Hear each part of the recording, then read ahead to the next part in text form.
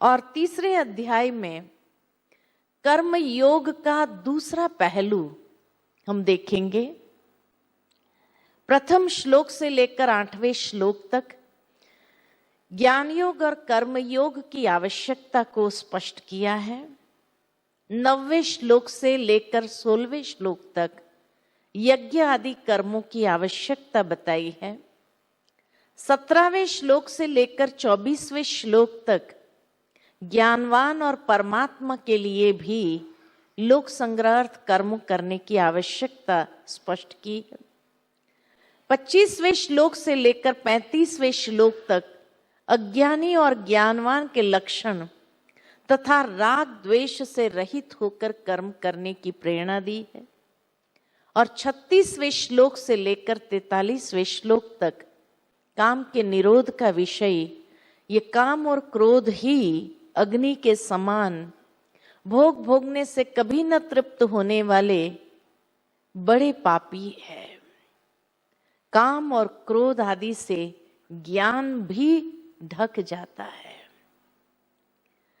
अब कर्म योग की बातें सुनी, ज्ञान योग की बातें सांख्य योग में सुना। सहज भाव से अर्जुन का प्रश्न उत्पन्न होता है, जो हमारे मन के अंदर भी उत्पन्न हो सकता है।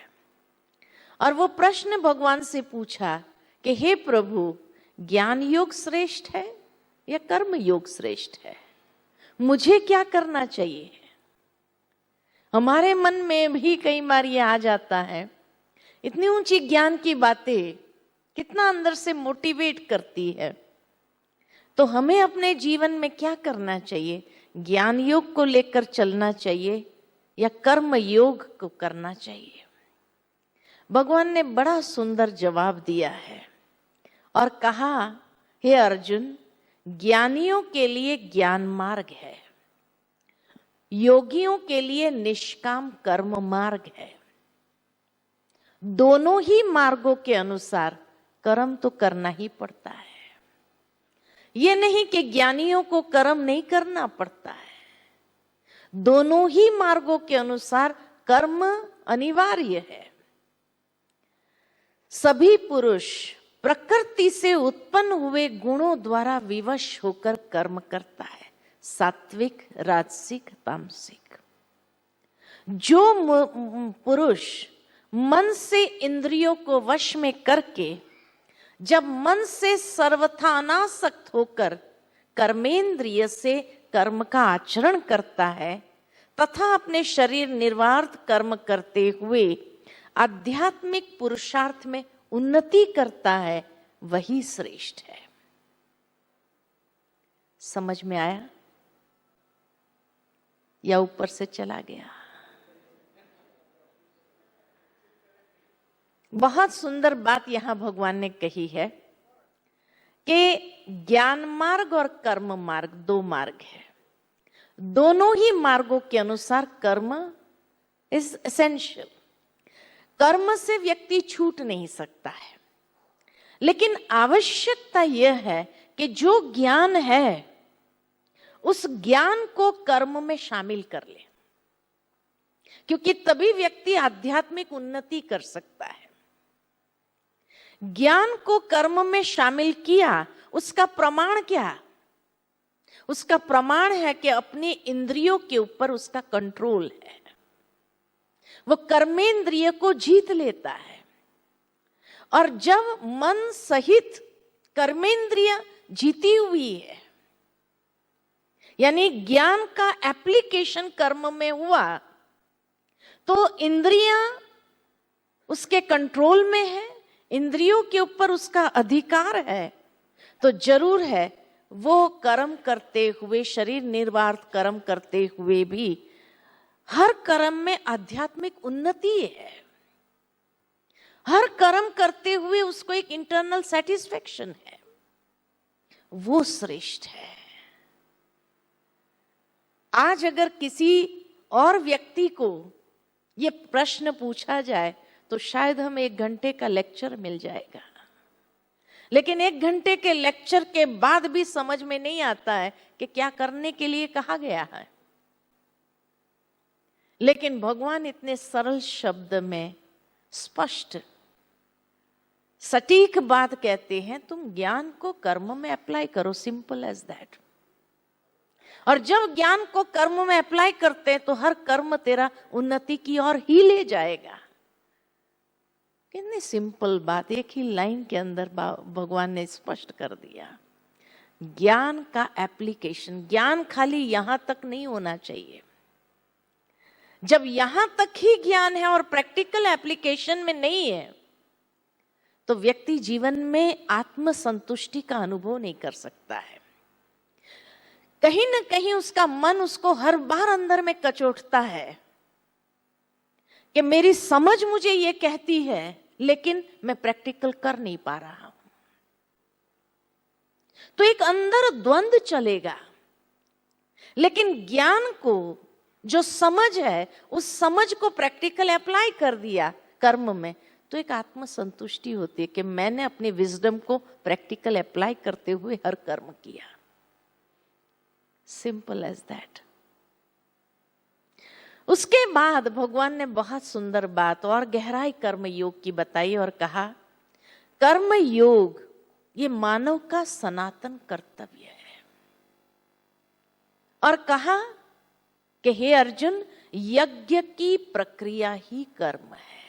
यथार्थ कर्म क्या है? तो यज्ञ की प्रक्रिया ही कर्म है। तो क्या कल से लेकर यज्ञ हवन करना शुरू कर दे? अगर यही यथार्थ कर्म है तो फिर तो रोज कल से लेकर हवन करना चाहिए? नहीं, भगवान कभी भी ग्रॉस लेवल पर बात नहीं करते हैं। उसका जो भाव है बहुत सूक्ष्म होता है। तो भगवान कहते यज्ञ की प्रक्रिया ही कर्म है, जिससे यज्ञ पूर्ण हो।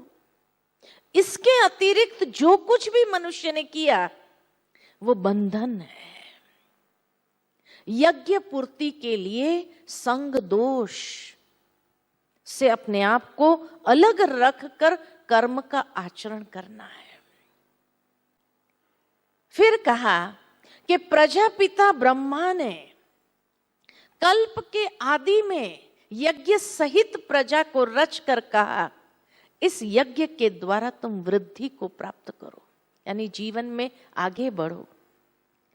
ये यज्ञ जिसमें तुम लोगों का अनिष्ट नहीं है, विनाश रहित इष्ट संबंधी कामना की पूर्ति करेगा। इस यज्ञ द्वारा देवताओं की उन्नति करो। देवताएं माना जो दिव्य संस्कार है उसको जागृत करो, उसकी वृद्धि करो। वे देवता तुम लोगों की उन्नति करेंगे और आराध्य संबंधी भोगों को उपलब्ध कर देंगे। अब इसको विस्तार से अगर हम देखें कि यज्ञ की प्रक्रिया ही कर्म है, भाव क्या? कभी भी अगर यज्ञ कुंड को देखा हो आपने, यज्ञ हवन को देखते हैं, तो उसमें अग्नि होती है और अग्नि के अंदर 3 चीजों को स्वाहा किया जाता है। जौ लंबे होते हैं, तिल सूक्ष्म होता है और घी लिक्विड होता है। ये 3 चीजों को स्वाहा करते हैं। कभी भी अगर यज्ञ किया जाता है तो किस लिए किया जाता है? कोई भी व्यक्ति जब हवन करता है तो क्यों करता है? शांति के लिए और शुद्धि के लिए, वातावरण की शुद्धि के लिए। जैसे किसी व्यक्ति ने मान लो कि नया घर लिया, तो गृह प्रवेश पर यज्ञ होता है, ताकि उस घर के जो वाइब्रेशन में अशुद्धि है उसको खत्म किया जाए, शुद्धिकरण हो जाए, ताकि घर के अंदर सुख शांति व्याप्त हो। उसके लिए यज्ञ किया जाता है। लेकिन आज दुनिया में न जाने ऐसे कितने यज्ञ हवन कुंड हो गए, कितने जौ तिल घी स्वाहा हो गए, लेकिन दूसरे दिन से ही कलह क्लेश आरंभ हो जाता है। गृह प्रवेश करने के बाद दूसरे दिन ही कलह क्लेश हो जाता है।